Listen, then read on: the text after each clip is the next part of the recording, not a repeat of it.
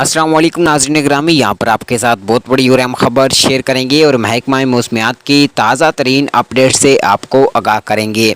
महकमा मौसमियात की ताज़ा तरीन रिपोर्ट आ चुकी है। आज रात आइंदा 24 घंटों के दौरान और आइंदा 7 दिनों के दौरान पाकिस्तान का मौसम कैसा रहेगा, तूफ़ान आएंगे या आंधी आएगी या फिर बारिश आएगी, आइए आपको आज की इस वीडियो में बताते हैं। वीडियो को आखिर तक लाजमी देखते रहिएगा।